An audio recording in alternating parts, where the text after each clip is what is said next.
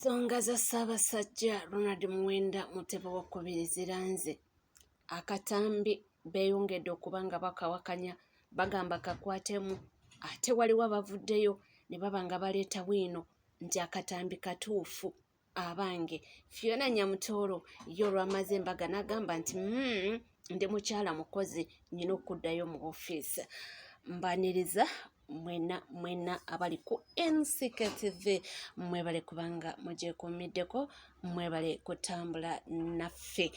Gigenda gitya, gitambula gitya, tusuubira nti buli kimu kitambula bulungi ate nga naawe bw'otyo oli bulungi. Kyensobola okugamba kimu nti mukwano gwange wobanga tona subscribinga kekadde obeere ng'osubscribinga, ringinga that notification bell, osharinga, olikinge, saako n'okuba nga oleka comment yo.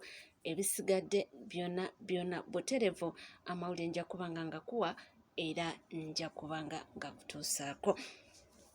Tuli ku nsonga z'omwana w'omuteesa Ssaabasajja Ronald Muwenda Mutebi II, gwe tumaze ebbanga nga tetulabako, gwe tumaze ebbanga nga tubanja era nga twebuuza ali ludda wa.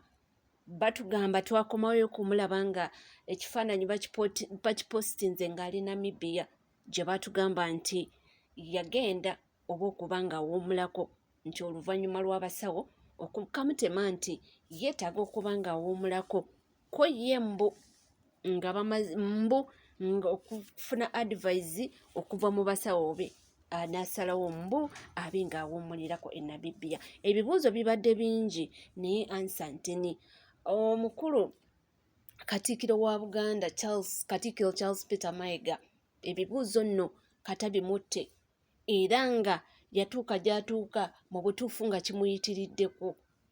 Munnange twabadde tuli awo akatambi weppo nga batugamba nti Ssaabasajja asiimye ayogereko eri Obuganda. Ate munnange njogera ki? Akatambi kaakano musooke mukawulirize, then oluvannyuma lw'okuwuliriza akatambi wulira ki abantu kye bagamba, abagamba nti akatambi kakwatemu. Ate wotamala okuba nga owuliriza abagamba nti kakwatemu, ate owulirize omukulu Honorable nga analyzing ensonga eno ng'agamba nti akatambi kali original kaakano.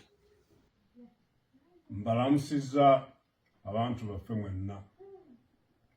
Nze Ssaabasajja Kabaka nga nsinziira wano we twajja okuwummulako n'okujjanjabibwa nga tugendera ku magezi g'abasawo nga bwe gaatuweebwa. Tubadde tumaze akabanga nga tetubawulizaako, nga tugoberera ebiragiro by'abasawo ebyatujja ku mirimu egisinga obungi. Embeera y'obulamu bwaffe egenda etereera era tusuubira okudda ku butaka mu biseera ebitali bya wala nnyo. Twebaza Katonda atukuumye era n'Obuganda olw'okutusabiranga bulijjo ate n'obutaggwaamu ssuubi wakati mu kusoomoozebwa okw'amaanyi ddala. Twebaza Katikkiro, baminisita n'abaami ba Kabaka bonna olw'okusigala nga batambuza emirimu gy'Obwakabaka mu kiseera nga tetuli mu nsi. Ebigenda mu maaso byonna tubigoberera era twebaza Obuganda olw'obujjumbize mu mirimu gy'Obwakabaka. Twebaza abantu baffe abagoberedde empisa, obuwangwa, ennono n'obulombolombo mu kiseera kino ekizibu ddala. Nga bwe tutera okwogera bulijjo, amaanyi gaffe gali mu kwegatta. Tukubiriza abantu baffe okusigala nga bali bumu. Mukama abakuume. ndowooza akatambi kaako buli omu akalabye era mukawulidde bulungi message evuddemu oba etrending nga ya Ssaabasajja Ronald Muwenda Mutebi okusinziira ku Katikkiro waffe owa Buganda Charles Katikkiro Charles Peter Mayiga nga bwe yatugamba nti asimye nakolayo akavidiyo ako bakawa Abannayuganda ababadde bamutadde ku nninga beebuuza Ssaabasajja ali ludda wa nti muwulire information Ssaabasajja gy'abawa na buli kimu nga bwe kitambula. Munnange oluvannyuma lwa katambi ako oba akavidiyo kano abasinga bagamba nti nedda nti tukalabyemu ebituli nti akatambi kano nga bwe tukalabye si keeko oyo si Ssaabasajja bwakozaamu. Njagala owuliza obutambi buno abaana engeri gye bakubaganyamu empawa ate era nja kubanga nzira nkuleetera akatambi aka-explaininga akalaga mbu oli yali Ssaabasajja mba akatambi kali ku oligino. Katusooke na bano abakomplaininga bagamba nti nedda akatambi kozeemu woza. So Katikkiro after a long period of time abantu nga bakubanja Kabaka osazeewo olwaliro n'obaleetera Kabaka wa AI. Naye akageri abantu ke batukwasa obulimu gwa intelligence ku internet kuno naffe ne tugwewa tubalabire ebyo batalabye era tubawulirize ebyo batawulidde tujje tubabuuse. So here I am. Kusokera ddala ngenda bazanyira video y'olwaleero ne video enkadde ku appearance ya Kabaka gye twalabako previously. Ndoza yali public, it was it a public appearance we twamulabirako okompeyalinga video zine ebbiri nti video ene egenda okusoka njagala wetegereze nnyo Kabaka mu mbeera mwe yali bamuleeta buli omu endabika ye yamwenyamiza nibaga yi Kabaka lwaki afaananye bwati nga yenna ajjudde enkanyanya kuno kiki kwonna naye nga batulaga nti kati awaali okke naye bukadde ng'omuntu akaddiwa era ffenna ne tukkiriza nti as a human being akaddiye nga yenna omulaba. Njagala otunuulye vidiyo eyo nti yayina enkanyanya ng'ekkirira paka eno wansi kuno kwonna nga omulaba ayogera naye nga bakulaga yali polished muuko ng'alinga alimu n'olufiruta naye ng'enkanyanya egize eti yonna ekulaga etudde. Ebbanga lye tumaze nga tukuza olunaku lwa bulungi bwansi wano mu Buganda waliwo ebintu ebituzaamu amaanyi. Kansubira oyo Kabaka omwetegereza bulungi nga batulaga nti mukadde akaddiye era nga bakulagaawo ali mu good shape ekola public appearance. Kati video y'olwaleero gye baleese nga teri polished, teriimu yadde simuthena, teriimu yadde firuta, temuli kitaala naye ng'ate ekyewuunyisa Kabaka akyali mu mikono gy'abasawo kitegeeza tamunabeera mu condition nnungi esiibulwa naye enkanyanyanga ekoma wano ngazzeemuuko buto okusinziira ku bwe yali. Can it happen? Kuba wali eri yali okke naye ng'enkanyanya yeemalayo wano akyali mu mikono gy'abasawo ekirwadde kikyamugoya eyandibadde nti ate kati ali waasiko enkanyanya temalaayo azzezeemuko buto. Abantu baffe mwenna nze Ssaabasajja Kabaka nga nsinziira wano we twajja okuwummulako n'okujjanjabibwa nga tugendera ku magezi g'abasawo nga bwe gaatuweebwa. Tubadde tumaze akabanga nga tetubawulizaako nga tugoberera ebiragiro by'abasawo ebyatujja ku mirimu egisinga obungi. Vidiyo ezo zirabye bbiri ozeetegereza nti eno ya bufere esembyeyo. It cannot be nti last time olwo twamulaba ng'enkanyanya yeemalayo mpaka eno nga yonna olankanyanya y'amaanyi nti ate kati naye ng'awo yali tali mikono gy'abasawo era bakulaga nti kati ali fine era ne bakuwa excuse nti akaddiye. Kati essaawa eno yazze buto mu kaseera ng'ate namulwadde akyalina mikono gy'abasawo. Tubuuza enkanyanya eyali ekkirira paka eno nga teriwo ono abadde Kabaka wa ddala oba AI artificial intelligence intelligence. So nze ebyo mbiganye. Now you can compare the two videos. Olabe ng'okozesa omutwe gwo ne speech zennyini ebigambo byabadde ayogera Kabaka ayogerera mu pululo. Kale it can be nti omuntu ayinza okunyonyola nti omuntu ayinza okyogera mu kuchogerera mu mbeera ya respect titwajja okujjanjabibwa.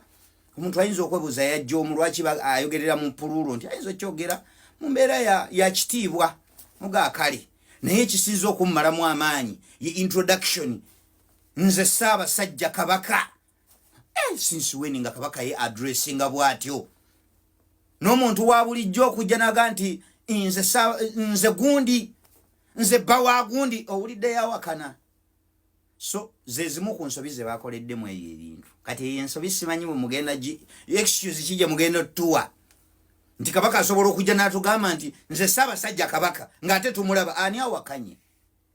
So ebintu babifumbye tebyayidde bingi bikyalimu ebirumira naye saagala nnyo okuwanvuya video ngenza okulaba n'aba CBS bataddeyo posti bakola PR balaga nti basanyufu okuwulira ku mpologoma nti empologoma ewulugumye. Eno empologoma si ewulugumye mu mugiwulugumiza oba eno gye muwulugumye mugijjeewa. Naye I can authoritatively tell you nti ono wa AI ekyo nkibabuulidde waliwo abagenda okunyiga but with time muwe mutyo bintu ebimu temubitegeererawo mubitegeera wayisa akabanga kati wajja kufunayo abatwasamira naye mujja bitegeera with time. Bino byakuyiiya kugagezako kakkanya ka pressure akaliwo naye ono si ono. Kuza mubiwulira abaana si bamativu era baalaze obutali bumativu siyo yekka obutambi bungi n'omulala wuuno owuliriza byayogera. Baboyi ekyamazima ze ensonga za Kabaka nedda Mayiga newankubadde okoze ebintu bingi nnyo. Mayiga newankubadde okoze ebintu bingi nnyo naye olwo bitagenda kukkiriza ate kutumanyiira. Tetubasobola kuvaawo ne tubanja Kabaka ebbanga lyonna ate gwe tosalawo n'ojja n'otuwa ate ebintu by'okutusiriwaza. Tetuli nnyo basiru nnyo nga mwe mulowooza. Tetuli nnyo bayungwe nga mwe mulowooza. Tetuli bayungwe. Tutegeera tusobola okukozesa amagezi. Tusobola okumanya ekikyamu n'ekituufu. Ebbanga lyonna tubadde nga tujja tubanja Kabaka nga twagala kulaba Ssaabasajja Kabaka wa Buganda. Mwe kye musobodde okuvaayo olwaleero kwe kujja okuleeta akatambi akajingire nga mukozesa AI nga mukozesa artificial intelligence. Nga mukozesa artificial intelligence.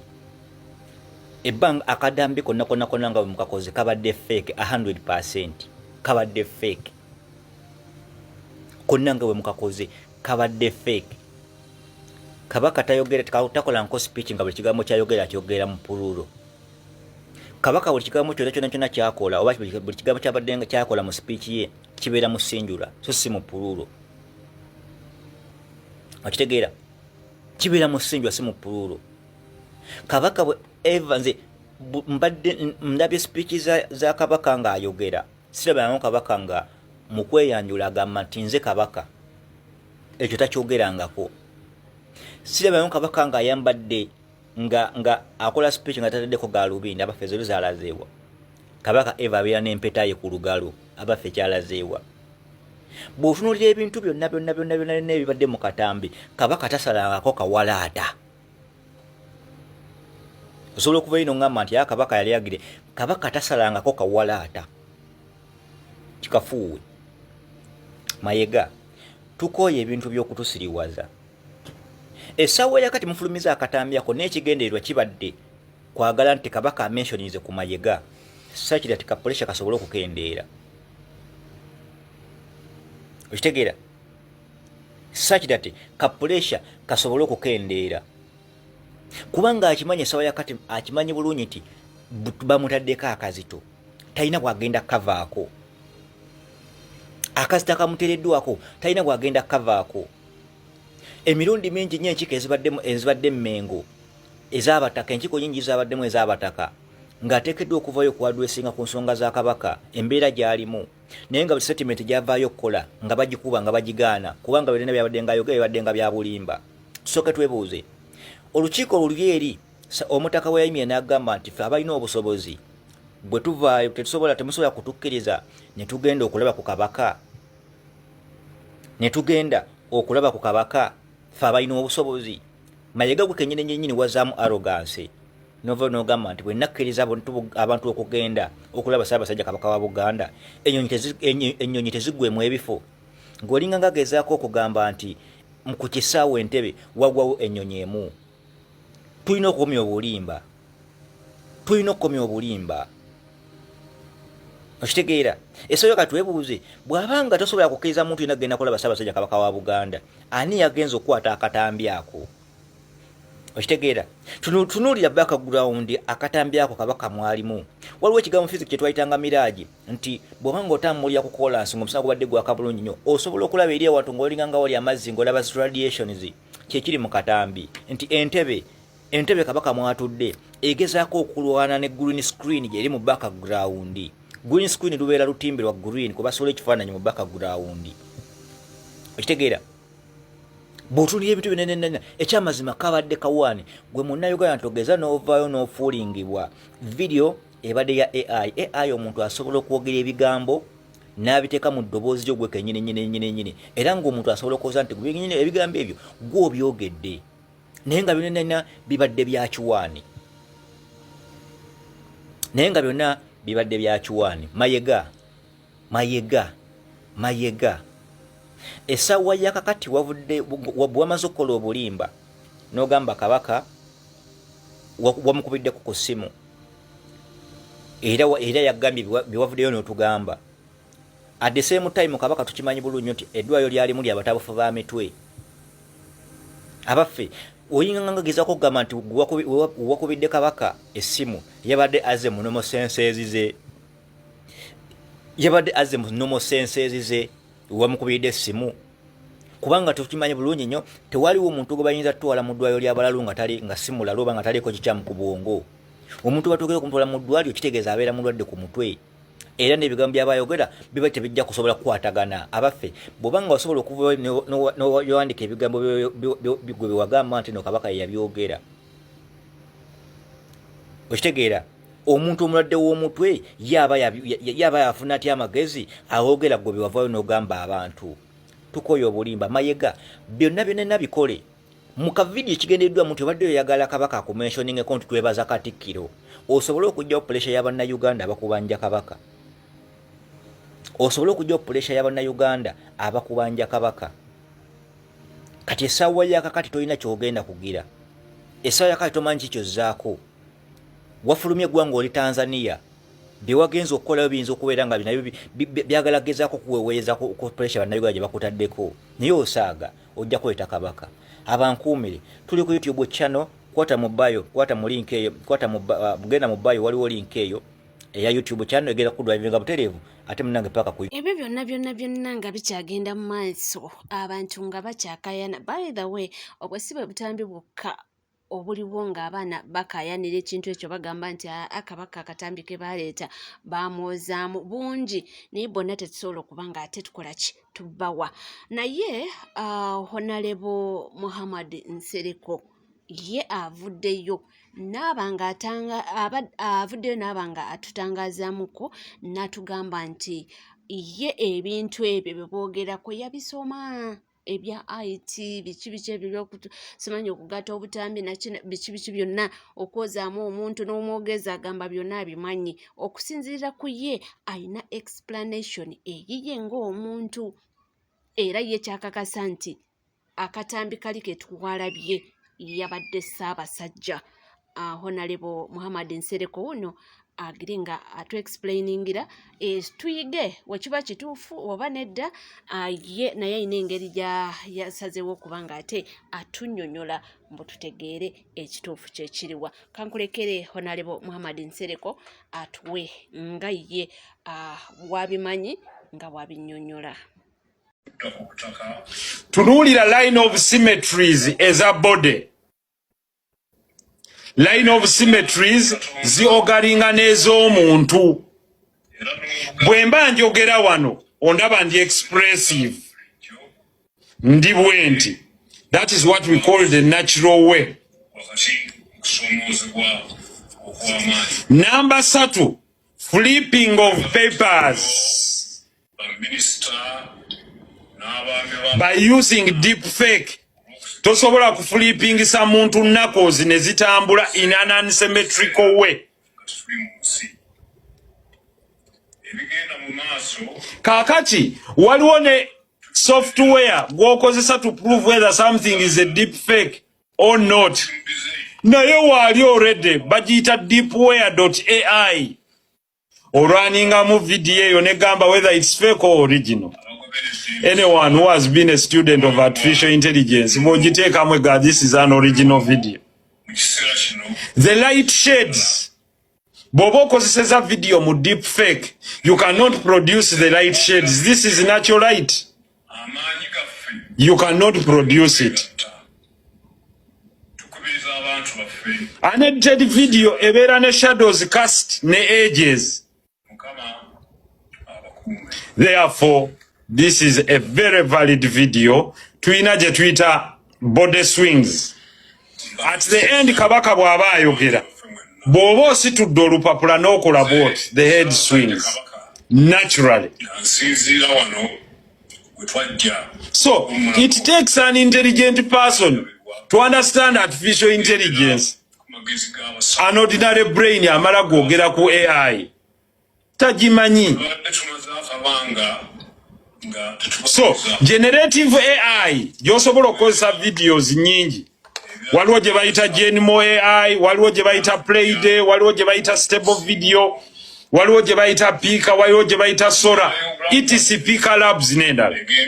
But the best to mimic this video yeyo gye bayita deep fake. Kakati you can't use deep fake here. This is an authentic video. Of course. Yes, of course even Lasso. Waliwo abamu abavuga narrative endala. Nenga bagala gizanyira ku kingdom. It's very unfortunate. Nti omuntu atamanyi, atayina na kyamanyi, yayogera ku bintu ebifaananako bwe biti. Therefore, I can tell you, I'm one of those people. Abayina excellence mu artificial intelligence, sijogerako bwogezi. But who has taken time to learn it through picking of data, whether it's predictive or creative.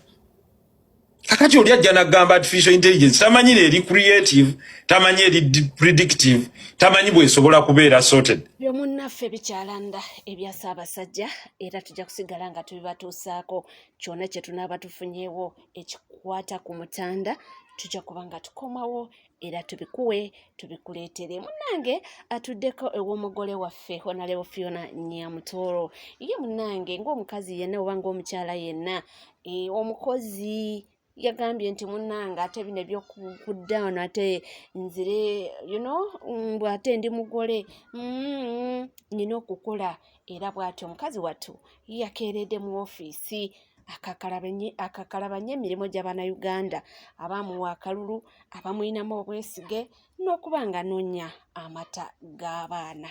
Nno ali ku mirimu gye yeekolera.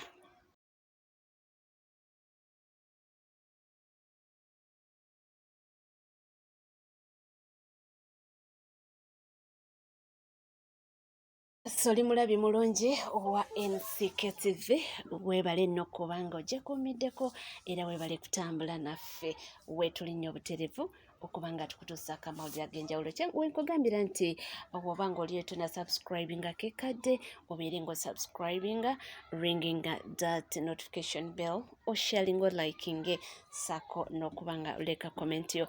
Ebisigadde buterevu mawulire tulina mangi nnyo era tujja kuba nga tugakutuusaako. Sigala naffe tovaawo.